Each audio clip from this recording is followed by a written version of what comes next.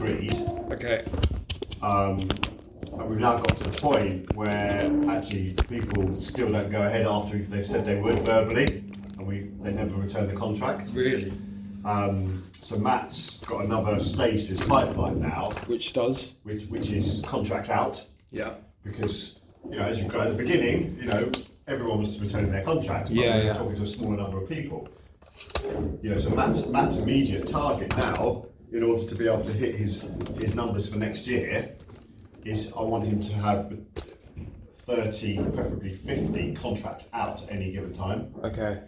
Because sometimes, contracts don't come back. They don't come back for typically two reasons. One, for whatever reason, they've decided not to go ahead, even though they said they would a few days ago. Yeah. That is so strange, isn't it? When that happens, like, just be honest. If you're not fucking interested. Exactly. Especially to get the contract, they have to give us additional information to create the contract. Yeah. So it's like they've said yes, they've given us the additional information, and then they've decided not to do it. The other reason is sit that way, just so because which one? just over there. The other reason is they do want to do it, but they just for whatever reason they don't want to do it right now, even though they said they did. So it'll happen in 3 months' time maybe. Yeah. So that's why I said to him, I said, Matt, you need 30 to 50 contracts out. Well, not you, the business does. At any given time, we've got 30 to 50 contracts out there, and we know that we can 30 to 50% of those are going to come back. We'll hit our numbers, no problem. Yeah. So that's his immediate goal now is actually about contracts out more than anything else. So that's the sort of top line metric that Yeah. you're going for. Is that the metric sort of you're aiming for in terms of like growth? So you're aiming for contracts out. Because you're not worried about revenue.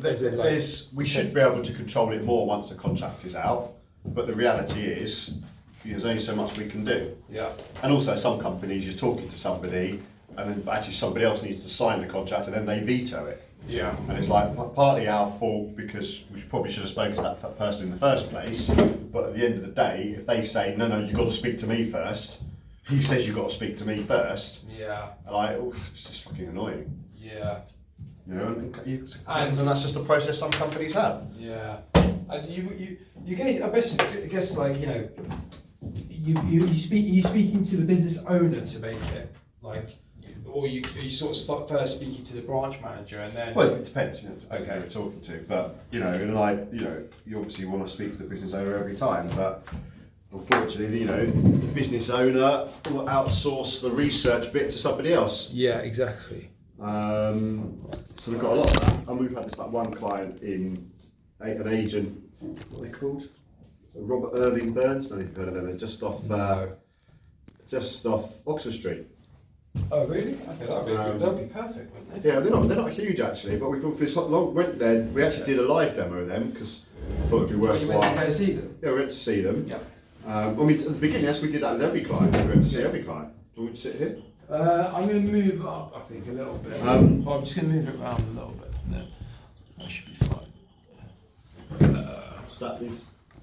No, I need to adjust. This tripod is fucking annoying. It's just like it says it's even, but it never isn't. Where does it say that it's even? It's got a spirit level on there. It doesn't look even to me. It doesn't look even. No, well, unless this TV's wonky, because you can look at the top. You can see it looks like the TV's slanting. Very slightly. It's weird. Yeah, it's like. Very. I don't really think it really matters to me. I'd turn this TV off. Do you not think that's distracting? The way it keeps changing. Yeah, it is. Let's turn it off. Unless you can stop this image from moving. There you go. Right. Okay. Cool. So I get these questions up that you said. Well, I've got them up, so that's fine. I'll just ask them and you. I'm going to get them up just so I know what's coming. We're going to go literally in order. What I wanted to ask you actually, how did you start this business? When did it come? How did I start a business? Yes. So I basically was building something very similar myself, and then Kissan put me in contact with somebody who was also working on a project which was called Olivia, and then we worked together for about 3 months. Do you know which one of these are? Innovation. Yeah, this should be. Yeah. And then I worked, so me and, we were the first co-founders of Olivia. We worked on it together while there was no customers, obviously. And he wasn't very interested, so he was based in Berlin. His name was Chris, so I just basically bought it off him. Oh, right. So was it his idea then? No, technically it was like we both were working on the same thing, but slightly different variations. Like it was sort of more chatbot first rather than humans, and he had it more humans first rather than chatbots. So yeah, we just kind of merged. So my company is called Handle.ai, and it was all about lead handling. Yeah. And his was Olivia, and we basically tested both. Did you know this guy? So he's one of Kissan's colleagues, ex-colleagues. Right. Yeah. They're both at Techstars as mentors there. So like when Kissan knew what I was working on, he said, "Look, why don't you two get together?" And then so I worked with him for 3 months, and he wasn't the easiest guy to get on with. He's German fella. Yeah, he's German. Says it all. Yeah. He's just very regimental and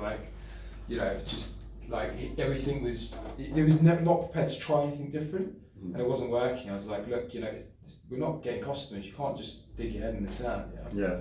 And I go, you're in Berlin. Like, come over here at least for 3 to 6 months. Yeah. We're not going to win customers without you being here. Yeah. Yeah.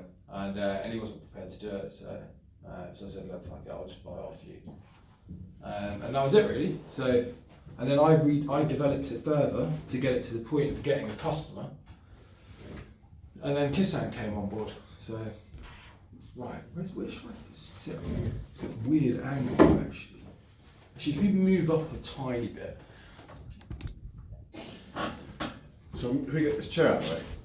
Yeah.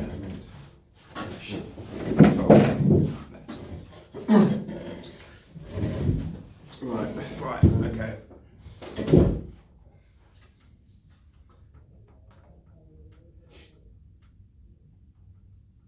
So this is predominantly a podcast though, is it? Yeah, this is going to be a podcast, so it's not, I wouldn't worry too much about it, yeah. But I'll just leave it running just in case there's any snippets of it. Yeah.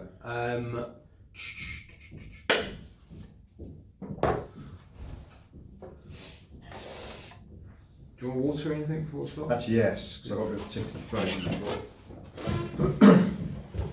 Okay, so I'll start off, I'll introduce you. Yeah. And then after that, I'll just be free form. There's a format there, but I'll basically, if I think I need to just like open something out a bit more, because it sounds like an interesting topic, then I'll just stay on that.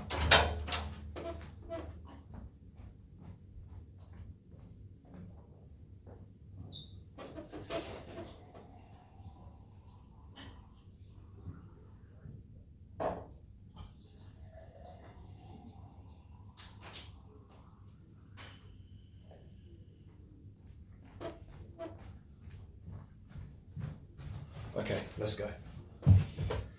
Cool. Yeah, like I said, I wouldn't worry about the video. What I might do is just make this audio only because the setting and the angle's not that great. So, so you can keep that in front of you if you want to. So you're not in the camera at the minute? Yeah, I wouldn't worry about it, honestly. I'm just more interested in the audio. Right, so his surname is? Steen.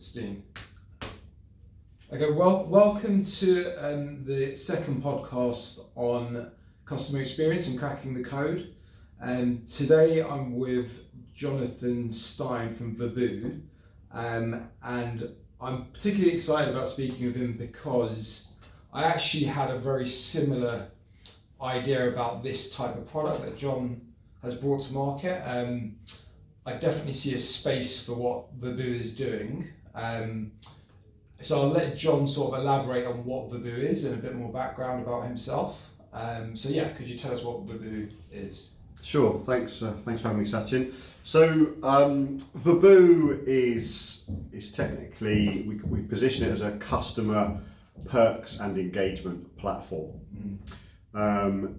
a very simplistic way of explaining what the platform is all about is, you know how most big retailers have customer reward or customer loyalty programs?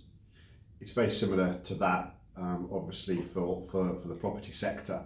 So it's designed to give our clients a point of difference against their competition, to help them win new business from landlords, to help them get the right tenants and have good relationships with those tenants.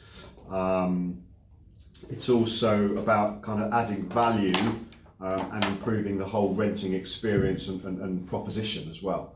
And you know, there's I guess the key driver of the platform itself is saving money. So we have offers and discounts from hundreds of retailers, but there's lots of other features to the service that our clients can use, switch on and off at any given time, all designed around data. So the big picture is helping our clients get a better understanding of who their customers are, in particular on the tenant side, because you know every agency is dealing with more individual tenants than they are individual landlords. So our belief is if they can have a greater understanding of who these people really are, what they want and what they need in their daily lives, then that can open up opportunities for them to further improve their proposition, possibly introduce new services going forward, obviously all designed to help revenue growth. So just to unpack that a little bit, so I mean, it sounds amazing, like really, I'm actually really passionate about the idea. I definitely think, especially because there's more and more renters, they'll be renting for longer, you know, that the industry needs to become sort of more service driven, and especially like user sort of driven or, you know, experience driven. But just to unpack that a little, you know, who are clients, just, you know, to start off with? So clients are typically letting agents, and any other particular clients that are missing out, you know, but this be sort of build to rent as well? Or? So yeah, we kind of, at the moment we typically have two sides to the business. Yeah. So we have the letting agency side, which could be anybody from a single branch independent agent managing 50 properties, all the way up to, you know, the big national chains and everything in between. As well, the other side of the business is what we call our large market clients, which would include build to rent, housing associations and councils, and also potentially sort of the student sector as well. So who's, out of those subset of customers, who seems to care the most right now about the tenant experience and seems to be gravitating towards your offering most? Who cares the most? I'd say the build to rent sector, absolutely. Okay. Yeah. You know, you can. I think it's simple to see what's being produced throughout the country in terms of not only the quality of the building and the interiors, but you know, there's certainly thought, I think, from most about the general renting experience and how much value can be added. And for anyone who doesn't know what build to rent sector is, what is that exactly? So I would describe it as, having done property development myself, you know, where a developer, I don't know, builds an apartment block, for example. Traditionally, they would sell off the individual units to buyers. In this case, they're not doing that. They're actually renting the individual units out. Yeah. And therefore, you know, they have a real vested interest in the long-term maintenance and of the building, from a sort of customer experience perspective. Yeah. So they're all about retention, driving retention of the tenant and making sure that their experience is great, so they stay for longer. Is that yeah, I mean, I think at the end of the day, you know, whatever sector you are in on the rental side, yeah, you know, the longer you can get somebody to stay, assuming that they're a good tenant, the better. But actually, you know, going, if you want to go deeper into it, what makes, how do you make somebody a good tenant? Yeah. And actually, some of that is about the experience that they receive as a customer. Yeah. It's not just about who they are as an individual. And you know, it actually, sort of going back a bit further, it's kind of how Vaboo began. Because I had, you know, I've got my own rental properties, you going back to 2013, I had good tenants. Yeah. Good as in, there was no real challenges in terms of managing the tenancy, managing the property, rent being paid on time, etc., etc. And then suddenly something changed, and I had a few tenants suddenly not pay their rent or start to pay late, and then eventually not pay. Why did that? Well, I know exactly why. I reached out to them to find out what happened. Clearly there was a change of circumstance somewhere in their life, financially, whether it was a redundancy or whatever else. But the reason Vaboo came out from that was because I reached out to them to find out what the problem was. Sure. The agents who were managing my properties didn't. Yeah, right. Surprising, but so that this really is like the crucial information for you to try and retain them for longer. Yeah. Absolutely. Yeah. And the thing that made me realise that actually, what am I paying the agents for? Yeah. I'm not just paying them to collect the rent every month. They're being paid to manage the property, and that means a whole lot more than just collecting the rent. Yeah. So at the time, with those particular agents, I was like, well, what's going on? Why aren't they paying the rent?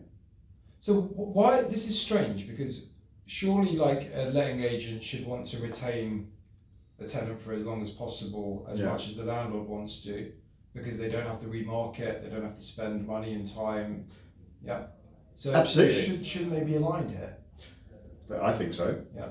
But I think what was happening there, I'm not saying the agents weren't chasing the rent. Yeah.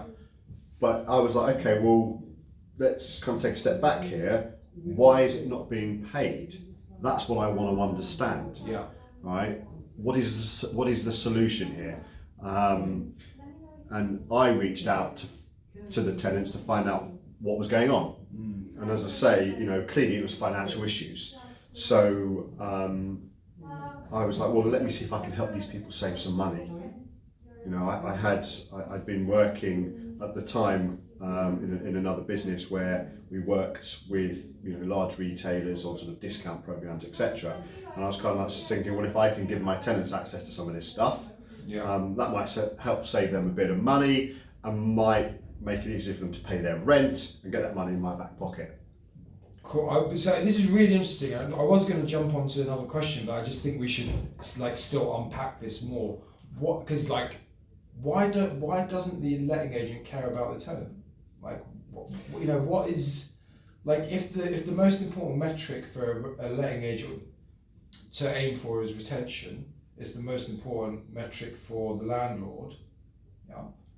Why do they not care about getting a good quality tenant in there, or do they? Is that wrong? Do you think that? I think it's a bit of a I think that to say they don't care is a bit of a broad brush statement. Okay. But I think lots of things have happened certainly over the last 5 to 10 years in the industry. But in terms of your initial question there, why don't they care about the tenant? Yeah.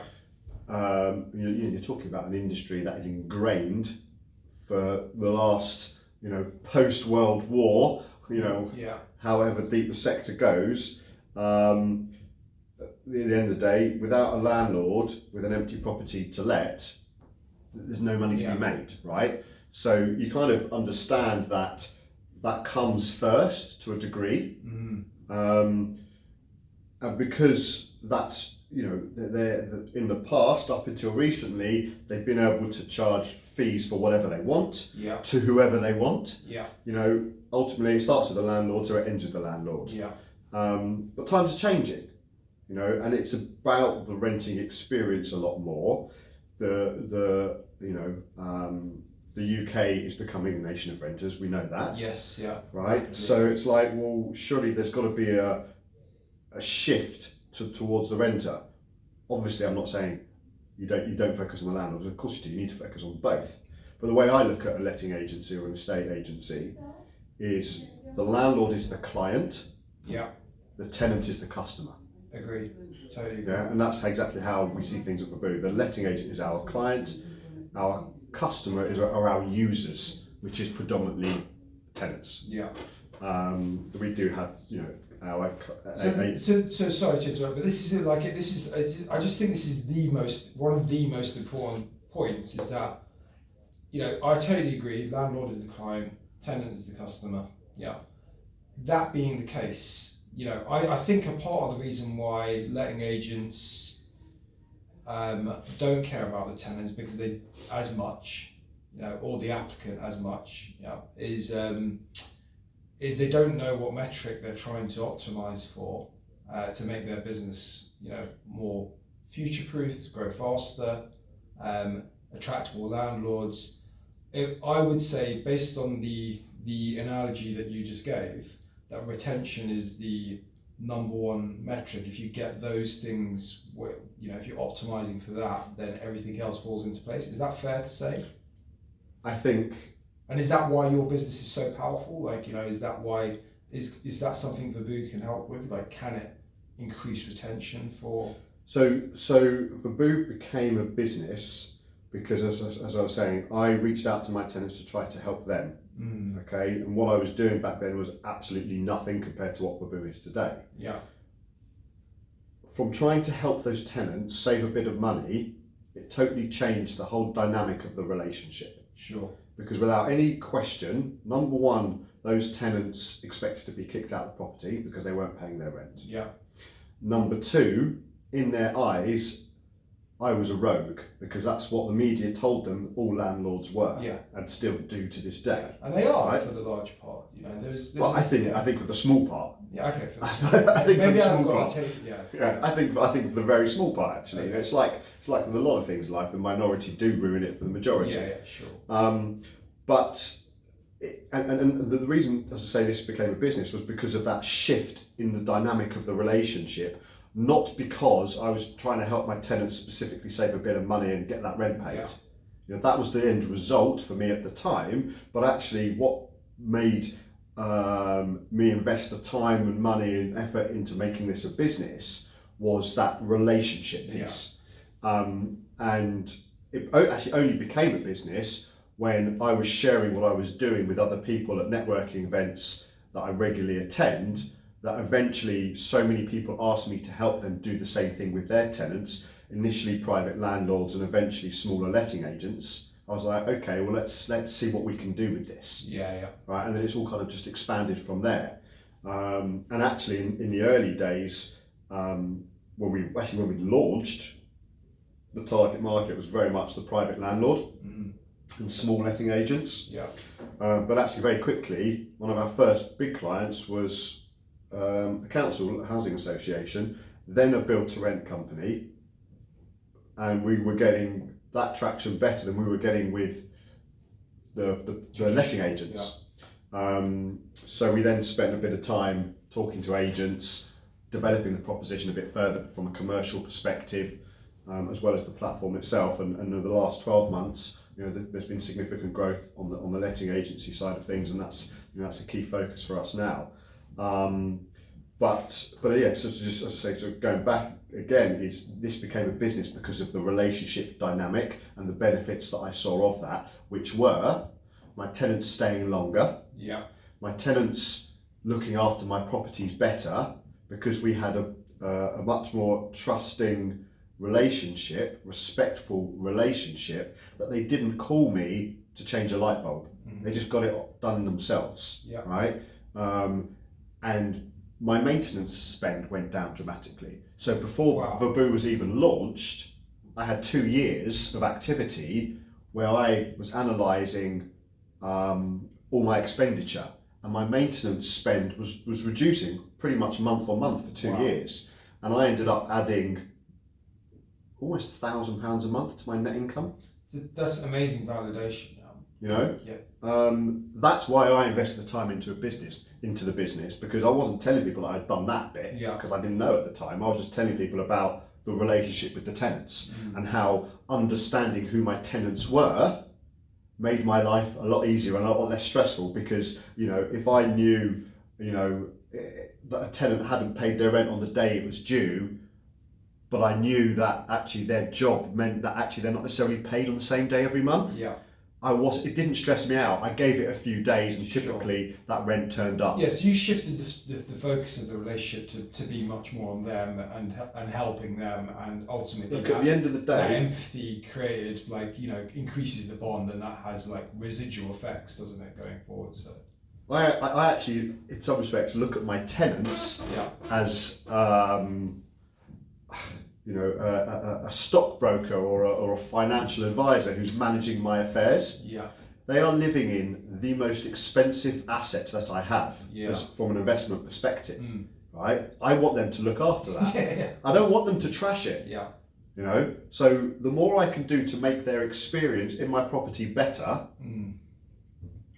you know, the more benefit that has all round. So there's a fundamental shift that's required in a lot of people's mind about how they view the tenant, and then by default what that experience is. So what do you think the tenant experience should look like? You know, what is it? You know, what is a good experience for a tenant? You know, with their landlord. Look, at the end of the day, the tenants expect and deserve a well-maintained property. Yeah, that sells as a bare minimum. You know, people. You know, do you think that's not delivered? Not really. Okay.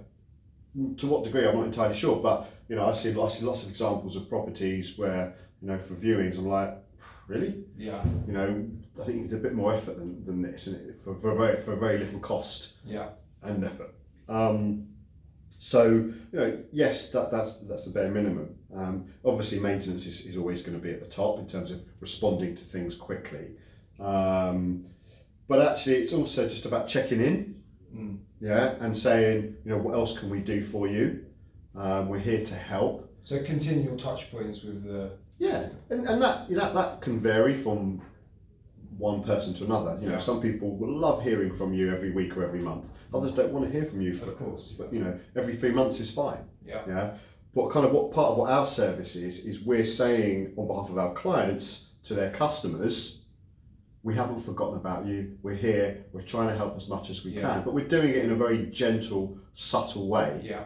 That doesn't annoy people. Yeah. Yeah. And there's a lot of psychology behind that as well, because it's not about the fact that we have this platform here and, you know, we want people to go there every single day or every single week. It's about the fact that it's there. People like knowing it's there. They will use it when they want to use it. Some people will use it every day. Others will use it a few times a year. They like knowing that it's there. They like the extra value that's coming from the agent. And most importantly, they feel more valued. Yeah. So the landlord or, you know, the agent needs to be more proactive in reaching out to the tenant to, you know, to just create that relationship and that. Yeah, and I think I guess the problem we're solving in that area is, yes, that's what they need to be doing, and a lot of the agents that we work with have already realised that before speaking to us. Yeah. The biggest challenge that all agents have is what do they do, how do they start, and have they got the time? And in most cases they don't have an answer to any of those questions. Right? But do you think more fundamentally they don't know what customer experience is? They don't see the value in it. Like, is that a bigger problem? Like, I would say our clients see the value in it. Okay. Right, but they just as an industry though. Do you think? As an industry, there's a long way to go. Yeah. Okay. Like, huge. But our clients see the value in it, but as I say, they have a lot to do. I mean, you know, how many tick boxes are there for the average new tenancy? Over 170 or something. It's ridiculous. You know, it's ridiculous, and there's a lot of unnecessary legislation from my perspective. But you know, to do this properly in house, it's a bare minimum of one new employee full time. But in reality, once it develops, the bigger the agent, it's a whole team of people. Yeah. Right, to do it properly. Yeah. And agents, you know, don't particularly want to go down that route for obvious reasons. But it's interesting that this would be so what you're saying is that actually in most businesses, like, you know, it would be strange not to have a customer success department, you know, or someone dedicated to customer success or customer experience. And you kind of saying in some ways that, like, now this is kind of your, you know, customer success or customer experience function. You know what you were saying about retention. Yeah. Every business, you know, it's a common business quote, isn't it? That you can, it's easier to make additional revenue from your existing customers than it is to win a new one. Yeah, exactly. Right. So with agents, everybody just wants to always win new customers, right? So that's a given.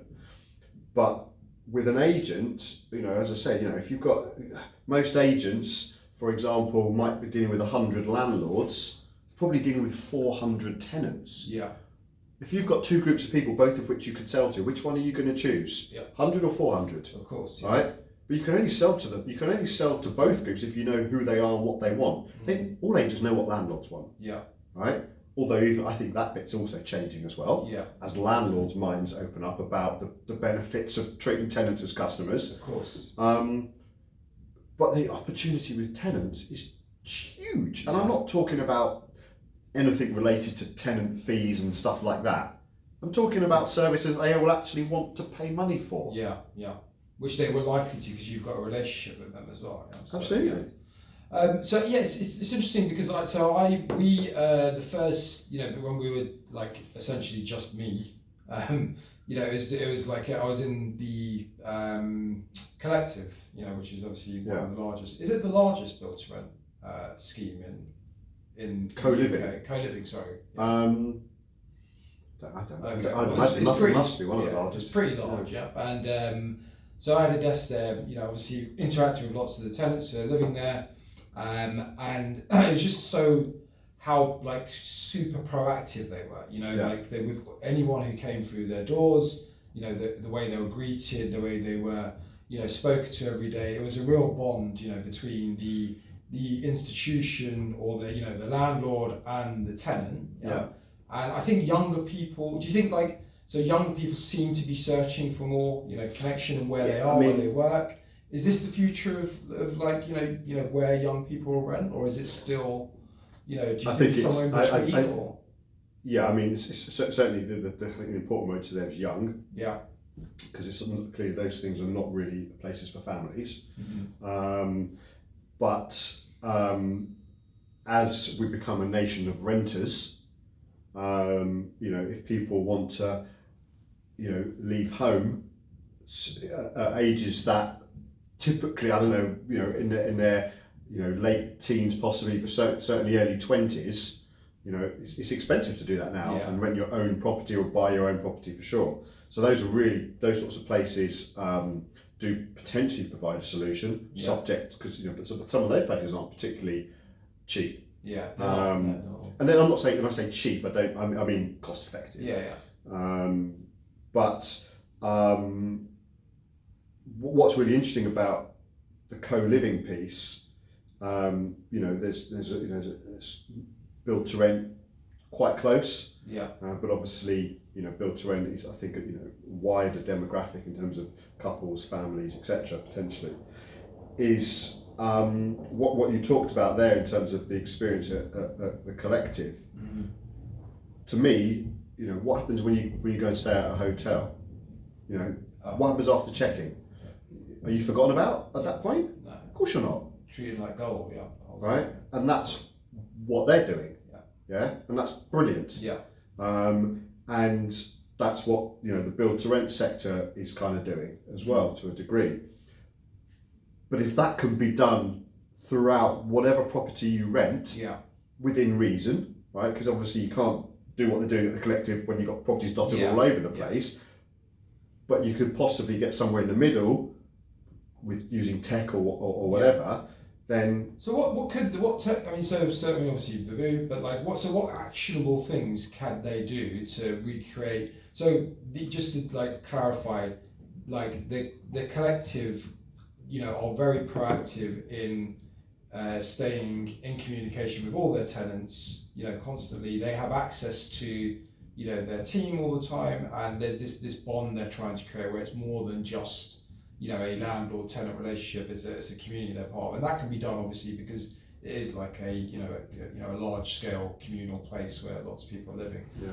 But what can a letting agent do right now, implement to keep a closer bond with their with their tenants? Our data tells us that there's lots of things agents can do to help their tenants out in their daily lives.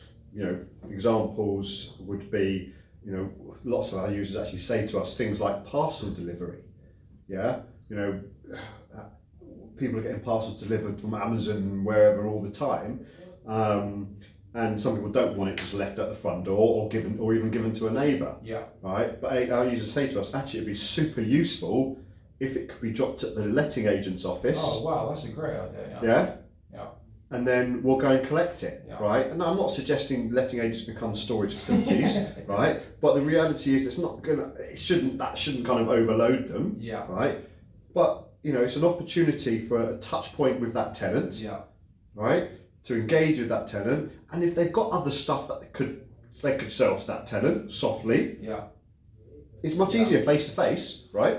So the tenant's going to go and collect the parcel. A high percentage of our users, I think it was like 60-70% of our users said that would be a really useful thing. You know, but just another thing I'm just kind of sitting here thinking about now is 1st of December on Sunday. Yeah. You know, my local high street, there'll be the Christmas things going on, and there'll be you know, they shut it off for one night, and there's stalls and whatever, and most of the retailers will stay open. Why doesn't, and there's some agents there, if I was one of those agents, yes, you know, it's a bit of a branding exercise for them, isn't it? You know, got all the local residents in the high street, drinking mulled wine or whatever. Of course you want to chat to new potential customers. Why not, for an hour before it all kicks off, invite all your tenants in for a VIP drinks or whatever? Yeah. Do you know what I mean? Yeah. Yeah. Is that what tenants ask for, to feel a bit more part of the community? Is that some of the feedback that you get? Yeah. Yeah. I mean, it's been quite a big element actually of our service, is that a lot of our clients want to become like the hub of their community. Okay. And typically that means engaging with other local businesses, whereby they can promote. The agent will promote those businesses and vice versa. So hopefully, you know, if it's a barber shop, for example, you know, they've got an affiliation with the agent down the road, and if you're a tenant of that agent, you get a 10-20% discount. Yeah. You know, you listen to some of the conversations that are going on in hairdressers and salons and whatever. People are talking about quite personal stuff. Yeah. And I'm pretty sure, you know, a hairdresser knows how many of his clients are moving house soon. Yeah. You know, yeah. It comes up. That's a stance. You know, okay, why don't you go and use the agents over the road? Yeah. They'll sort you out. They'll give you a good deal. Yeah. And vice versa. Yeah. You know, to create that sort of interconnectivity between all the local businesses. And you know, we've got actually quite a few clients who kind of already done some of that stuff. Yeah. But the problem they had once they'd done it was communicating it. Yeah. And that's, again, you know, one element of what our service does very well for them. So basically, what I feel like I'm just to try and like summarize it to some extent is that, you know, if letting agents knew that they were trying to reach one goal of retention, and I know there's multiple goals, but let's just say it was retention, then by listening to their tenants and actually finding out what their problems are that they experience and how they could improve their experience, they would learn a few things, which would be to stay in contact a little bit more, to ask where they can help, to find those little places where they can add value, like receiving parcels, to help them be a part of the community as well. And this is something that your platform would help identify for the agent. It's data that we develop over time. It's not stuff you're going to get overnight. How long does it take roughly to sort of collate that sort of meaningful? Well, every month we're asking different questions. Okay. So, you know, it depends on the size of the agent as well. Yeah. You know, but we can get valuable data within the first 2 or 3 months. You know, really, you know, most of our clients, you know, the first 12 months is quite interesting. But you said, like, you can't, you know, you can't improve your service. You can't get better retention unless you ask these questions. Correct. Yeah. So, I mean, look, if you're a landlord with a property to manage and you've got 2 agents, and the number one thing in your head is finding a good tenant that stays as long as possible, i.e. that the agent retains that tenant. You've got one agent who's getting all this information over time Yeah. to make that happen, and you've got another agent that's effectively doing nothing Yeah. and just hoping that they stay for a long time. Which one are you going to choose? Of course. Yeah. Right? Even, you know, and it doesn't matter what price